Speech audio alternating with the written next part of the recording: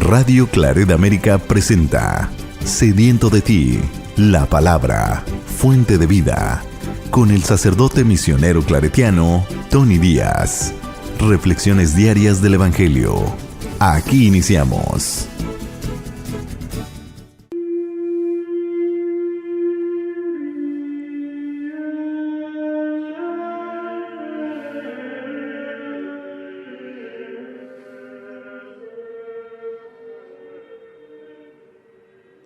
Bienvenidos hermanos a nuestras reflexiones bíblicas de las lecturas del día. Hoy es martes de la 19ª semana del tiempo ordinario.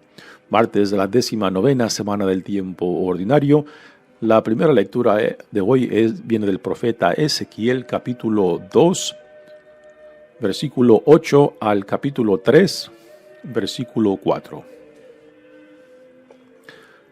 Esto dice el Señor: Hijo de hombre, escucha lo que voy a decirte y no seas rebelde como la casa rebelde.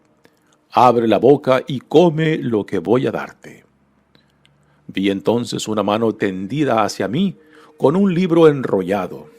Lo desenrolló ante mí. Estaba escrito por dentro y por fuera. Tenía escritas lamentaciones y amenazas, y me dijo: Hijo de hombre, come lo que tienes aquí, cómete este libro y vete a hablar a los hijos de Israel. Abrí la boca y me dio a comer el libro, diciéndome: Hijo de hombre, alimenta tu vientre y sacia tus entrañas con este libro que te doy. Me lo comí y me supo dulce como la miel. Y me dijo: Hijo de hombre, anda, dirígete a los hijos de Israel y diles mis palabras. Palabra de Dios. El salmo responsorial es el Salmo 118 y el responsorio es: Tus mandamientos, Señor, son mi alegría. Tus mandamientos, Señor, son mi alegría. Me gozo más cumpliendo tus preceptos que teniendo riquezas. Tus mandamientos, Señor, son mi alegría. Ellos son también mis consejeros. Para mí valen más, estimo tus enseñanzas, que miles de monedas de oro y plata. Qué dulces al paladar son tus promesas, más que la miel en la boca.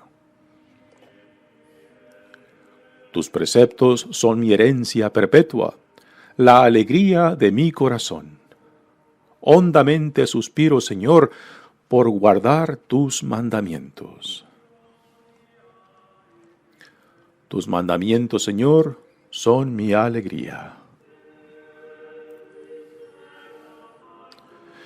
El Evangelio de hoy viene de Mateos, capítulo 18, versículos 1 al 5, 10 al 14. En cierta ocasión los discípulos se acercaron a Jesús y le preguntaron: ¿Quién es el más grande en el reino de los cielos? Jesús llamó a un niño, lo puso en medio de ellos y les dijo: Yo les aseguro a ustedes que si no cambian y no se hacen como los niños, no entrarán en el reino de los cielos. Así pues, quien se haga pequeño como este niño, ese es el más grande en el reino de los cielos, y el que reciba a un niño como este en mi nombre, me recibe a mí. Cuidado con despreciar a uno de estos pequeños, pues yo les digo que sus ángeles en el cielo ven continuamente el rostro de mi Padre, que está en el cielo. ¿Qué les parece? Si un hombre tiene 100 ovejas y se le pierde una, ¿acaso no deja las 99 en los montes y se va a buscar a la que se le perdió? Y si llega a encontrarla, les aseguro que se alegrará más por ella que por las 99 que no se le perdieron. De igual modo, el Padre Celestial no quiere que se pierda ni un solo de estos pequeños. Palabra del Señor. Muy bien, damos comienzo a nuestra reflexión de las lecturas de hoy. Continuamos leyendo del profeta Ezequiel y continuaremos leyendo este profeta, gran profeta, esta semana y la que entra.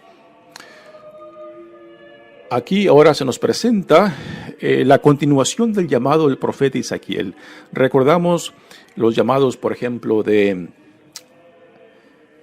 Jeremías o de Isaías, de cómo se sintieron indignos de ser llamados y cómo Dios los preparó. Por ejemplo, en el caso de Jeremías, le dice a Dios que él es muy joven, que no está capacitado para ser el portavoz de Dios. Y Dios le dice, no digas eso, que eres joven, pues que yo te prepararé, yo te diré lo que tengas que decir. Y en el caso de Isaías, le dijo al Señor de que sus labios eran impuros. Entonces Dios le purifica sus labios, ¿no? Para que sea el portavoz del Señor. Pues igualmente aquí, el profeta Ezequiel, en esta visión, Dios lo prepara, le da a comer su palabra para que la dijera. Y aquí el mensaje es de que Dios quiere que Ezequiel asimile totalmente no solamente la palabra de Dios, sino la voluntad de Dios, que es algo que también encontraremos en Jesús mismo, en cómo Él es el reflejo del Padre en la voluntad, en el amor, en la compasión, en la justicia misma, ¿no? Igualmente este será el tema también en el Evangelio de Juan, cuando Jesús nos dice que Él es el pan bajado del cielo, y el que no come su pan, el que no come su carne, el que no bebe su sangre, pues no puede tener comunión con Él. Pues igualmente es esto lo mismo que el profeta Ezequiel nos deja en estas palabras, como Él come, mastica, ingiere, asimila la palabra de Dios para poder ser un fiel portavoz del Señor. Dice la lectura, esto dice el Señor, Hijo de hombre, escucha lo que voy a decirte y no seas rebelde como la casa rebelde. ¿A qué casa se refiere? A la casa de Israel. Y aquí Dios le recuerda la rebeldía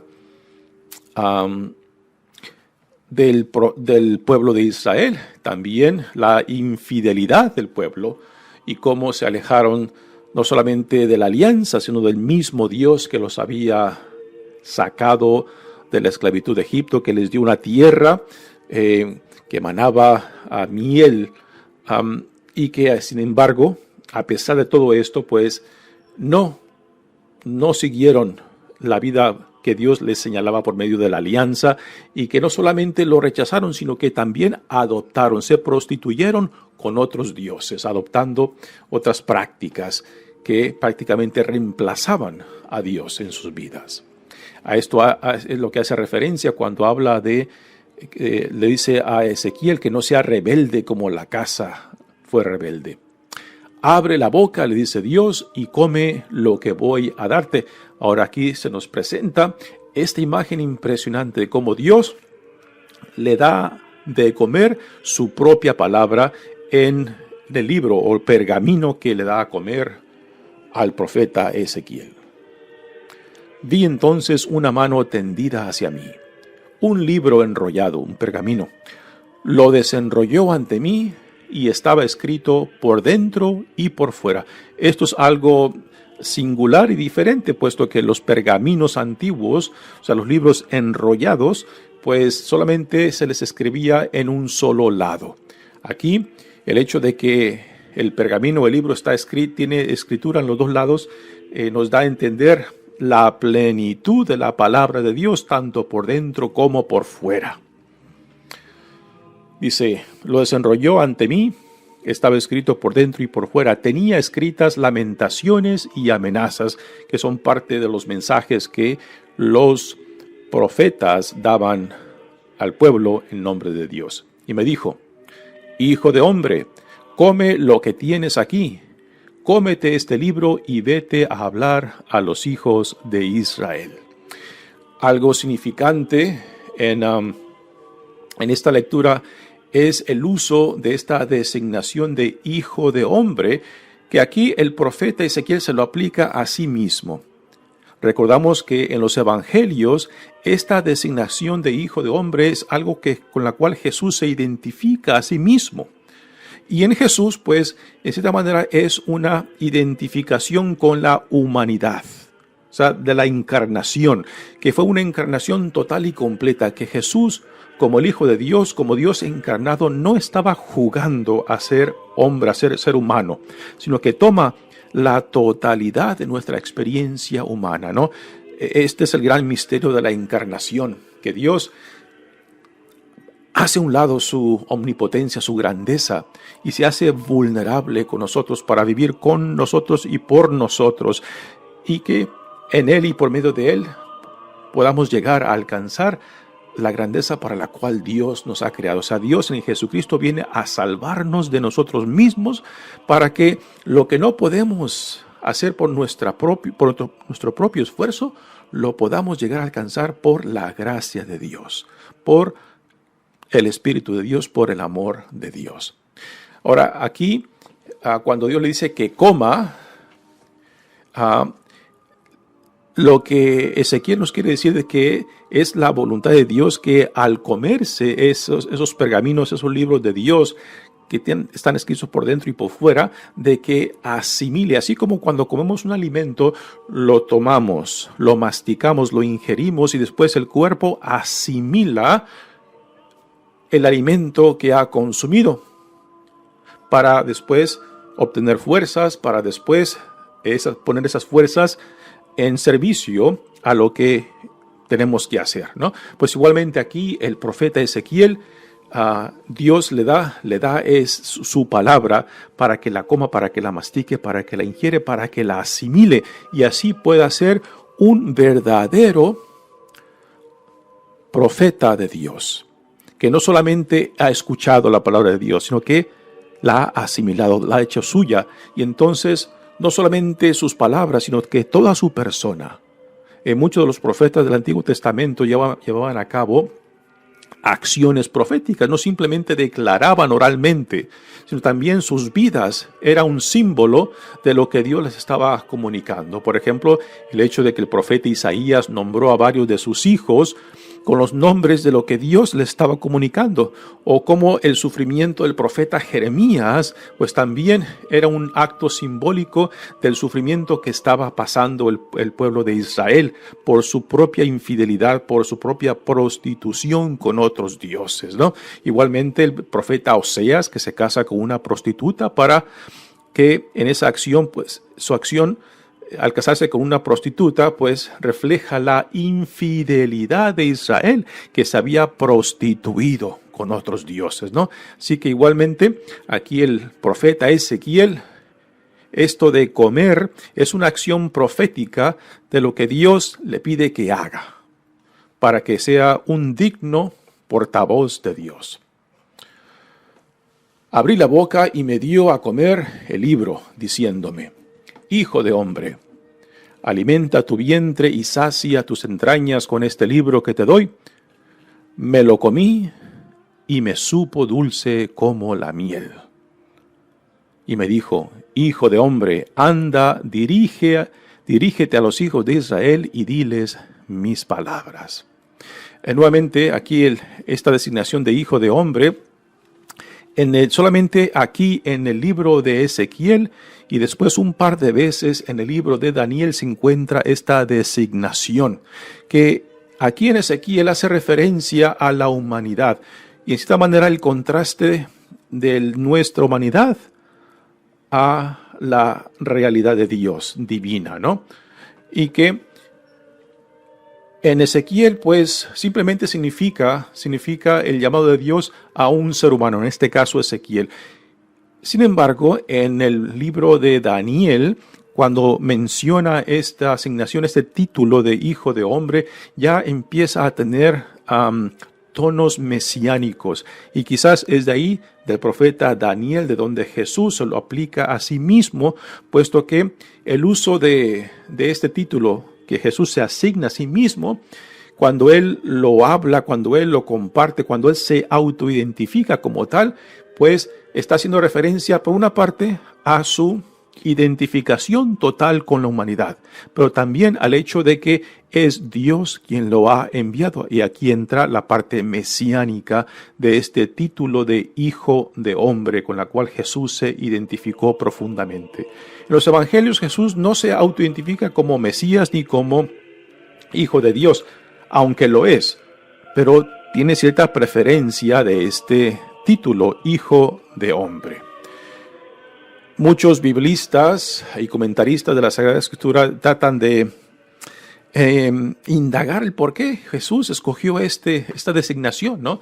Y en realidad, hasta hoy no hay comentarista que pueda dar una respuesta que satisfaga o que responda, ¿no?, al por qué Jesús, en vez de utilizar otra designación como Mesías, como Hijo de Dios, como el enviado, no escogió ninguna de esas. Otra gente, los discípulos, lo describían como tal, lo confesaban como tal.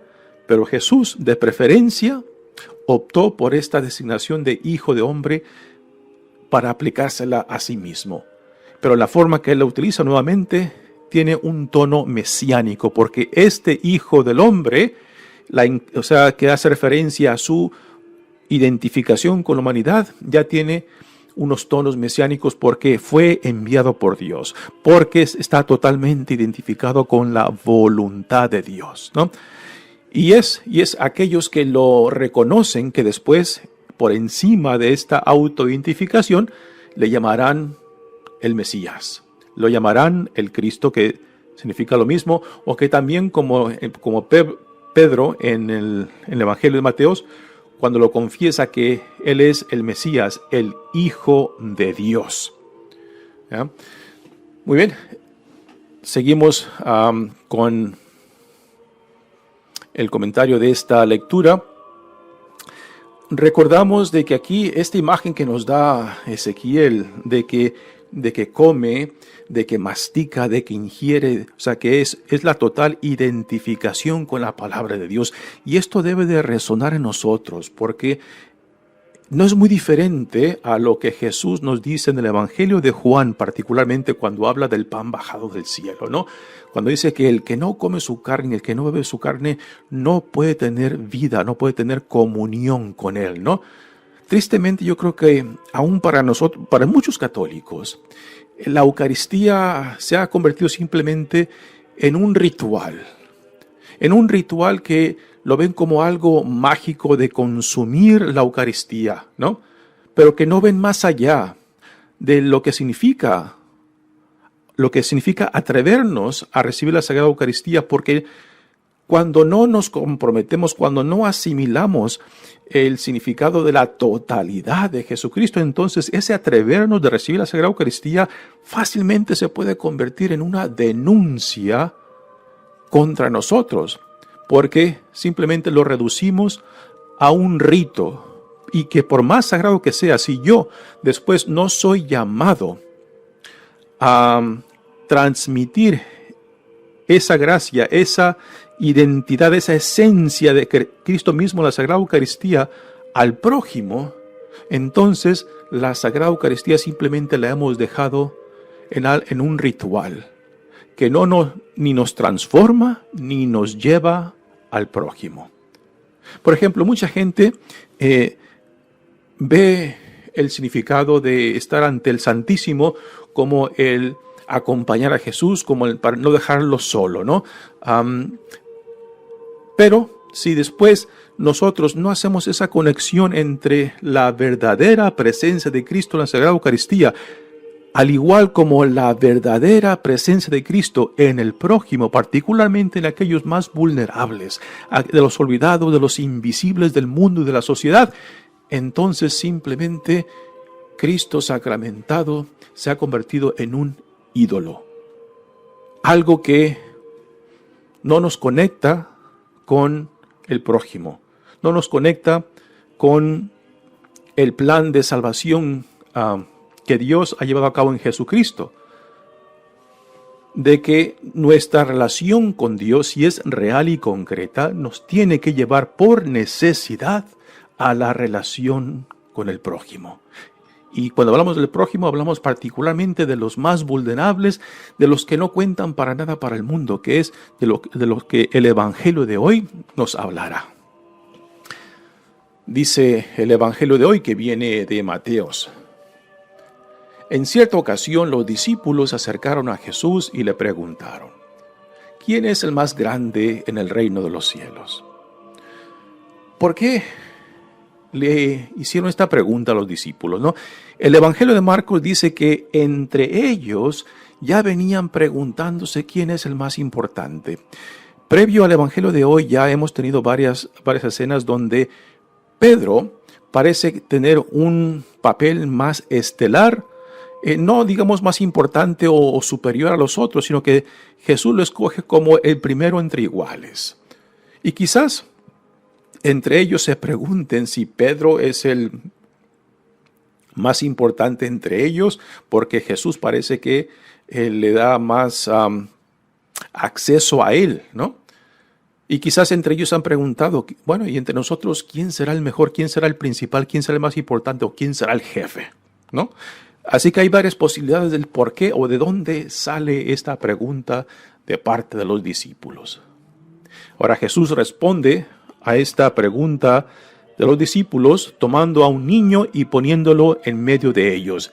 Y aquí viene esta gran enseñanza que está conectada con algo que ya hemos leído antes, cuando Jesús, hablándole acerca del discipulado, que aquel que desee seguirlo tiene que negarse a sí mismo, tomar su cruz y seguirlo. Pues esta enseñanza que ahora nos presenta está íntimamente conectada con eso.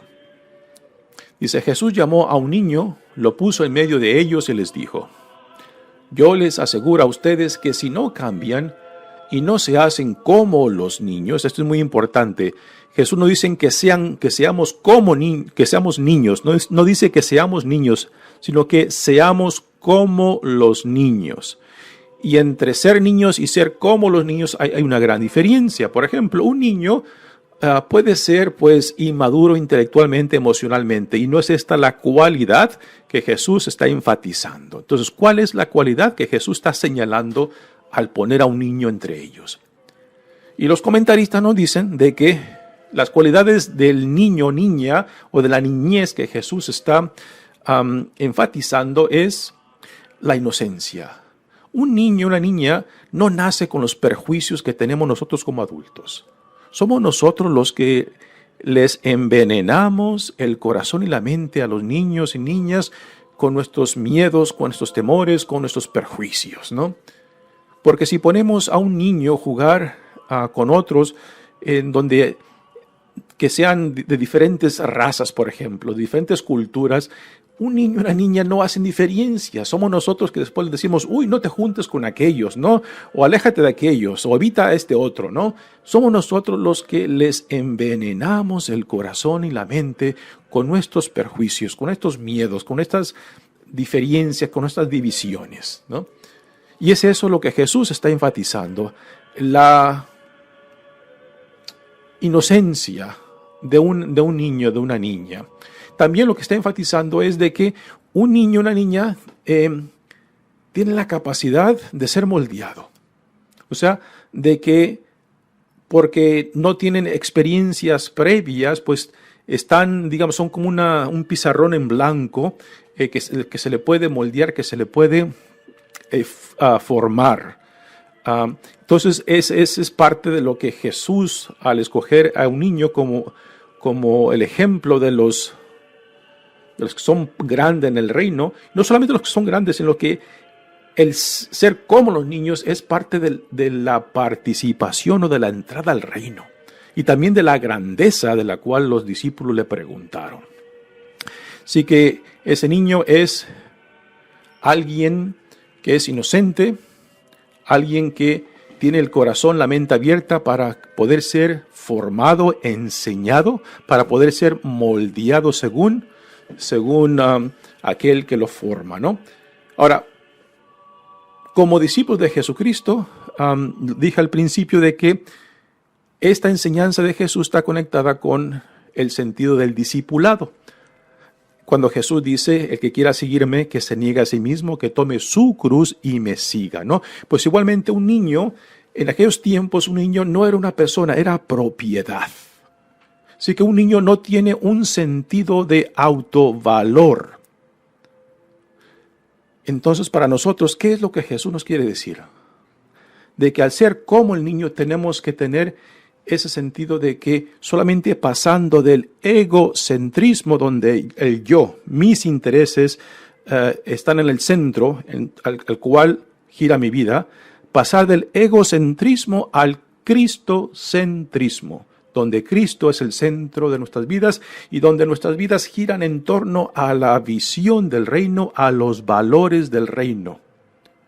A esto se refiere Jesús cuando pone a ese niño como ejemplo. Dice, así pues, quien se haga pequeño como este niño, ese es el más grande en el reino de los cielos. Y el que reciba a un niño como este en mi nombre, me recibe a mí. Y ahora vienen unas advertencias, dice, cuidado con despreciar a uno de estos pequeños, pues yo les digo que sus ángeles en el cielo ven continuamente el rostro de mi Padre que está en el cielo. Aquí ya pasa de hablar de niños a hablar de los pequeños. Y por pequeños, aquí los comentaristas nos dicen que muy probablemente hace referencia a los sencillos, a los vulnerables, a los que quizás para lo poderoso, para los importantes, para los líderes, quizás no significan mucho, ¿no? Y esto lo hemos visto, por ejemplo, como a personas sencillas, personas nobles, que quizás no tengan la educación, que quizás no tengan el renombre, que quizás no tengan la presencia social importante, ese tipo de personas fácilmente son ignorados. Son rechazados, como decir, tú no perteneces aquí, ¿no? Porque hemos hecho de la iglesia un reflejo de la sociedad y no lo reverso, de hacer del mundo el reflejo del reino de Dios, ¿no? Así que cuando hemos reemplazado los valores del reino por los valores del mundo, entonces fácilmente, aún dentro de la comunidad del reino, aún dentro de la iglesia, seguimos imponiendo valores que son contrarios a los valores del reino. Así que los pequeños aquí representan aquellos más vulnerables, aquellos que quizás no cuentan para mucho ni en la sociedad ni en la iglesia, y que fácilmente son rechazados, pero que para Dios son el reflejo de los que son ciudadanos y miembros del reino de Dios. Así que aquí nos da una advertencia de ir con mucho cuidado, de no rechazar, de no hacer a un lado aquellos que para Dios son importantes. Y después Jesús termina esto con esta parábola de la oveja perdida, que en el Evangelio de Lucas, cuando Jesús da esta parábola, la hace en respuesta a la objeción de los fariseos del por qué Jesús se reúne con pecadores. Mateo, sin embargo, esta parábola la da como un enfatizar en el tema de los pequeños, ¿no? En lo cual para Dios toda persona es importante. De que así como las 100 ovejas son importantes, igualmente una que se pierda es vista con importancia por Dios.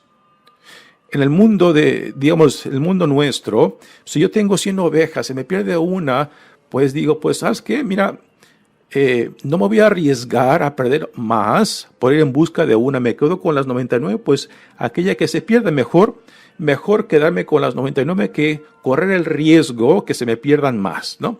Esto sería, digamos, la lógica en el mundo, pero no es la lógica de Dios.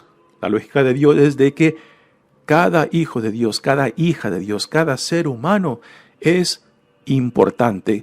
Como los 100 son importantes, el uno que se pierda también es importante. Y ese es el tema central de esta parábola que Jesús nos deja.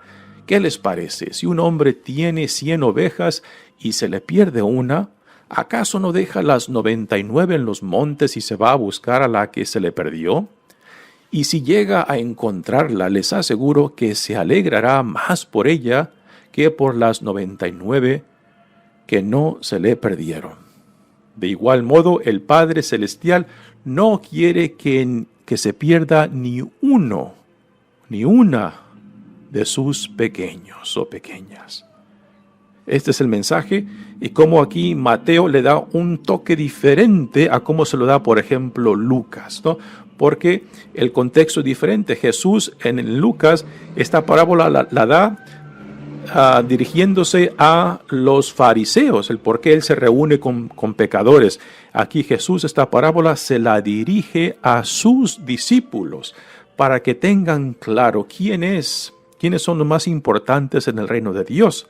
Aquellos que están dispuestos a dejarse moldear, a dejarse transformar, de ser flexibles para poder no simplemente recibir la visión del reino, sino también asumirla, o sea, comerla, asumirla para poder ser dignos testigos del reino donde quiera que Dios nos envíe. Así que la imagen que tenemos del profeta Ezequiel en la primera lectura, donde Dios le da a comer su palabra para que la mastique, para que la ingiere, para que se identifique totalmente con ella y así pueda ser un digno profeta de Dios, pues igualmente Jesús quiere que también nosotros lo recibamos, pero no simplemente como algo simbólico, sino como sustancia misma. Y comerlo es asimilarlo en la totalidad, no solamente de su palabra, sino también de su persona. O sea, de que tiene que llevarse a cabo una identificación plena, como la identificación de Jesús con su Padre. También esto lo vemos en San Pablo cuando dice, ya no soy yo quien vive, sino que Cristo el que vive en mí. O sea, ha pasado del egocentrismo al cristocentrismo, donde Cristo es el centro en torno al cual su vida gira. Y esto es a lo que somos llamados también nosotros. Mi nombre es Padre Tony Díaz, misionero claretiano. Que Dios los bendiga. Radio Claret América presentó Sediento de ti, la palabra. Fuente de vida. Sus comentarios son importantes. Contáctenos en radioclaretamerica@gmail.com.